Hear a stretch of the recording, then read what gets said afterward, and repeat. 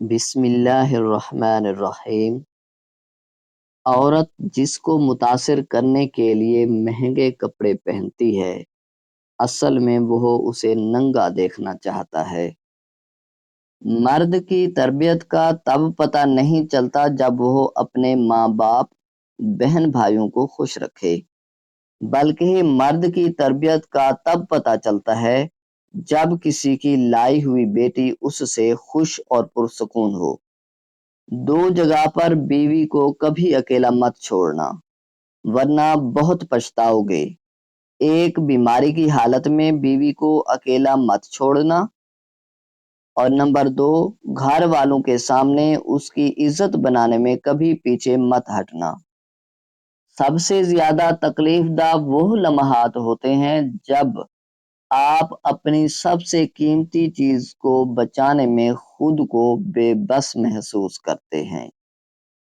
بیوی کے لیے شوہر سے اور شوہر کے لیے بیوی سے اچھا کوئی دوست نہیں، کیونکہ جو بھی ہو، اچھے اور برے حالات کا سامنا دونوں کو مل کر کرنا پڑتا ہے۔ یہی دوستی ہے۔ میاں بیوی کے رشتے میں ہار جیت کا کوئی پہلو نہیں ہوتا۔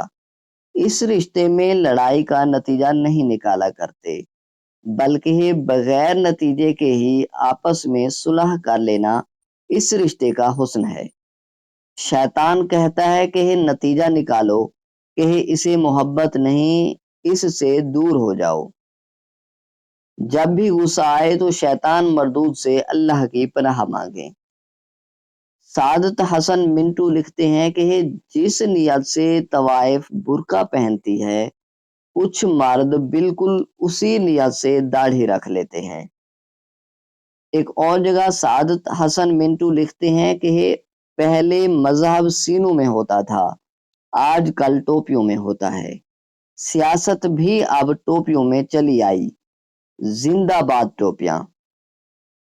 عضو خاص کو موٹا اور سخت کرنے کے لیے سانڈے کے تیل سے عضو خاص کی مالش کریں۔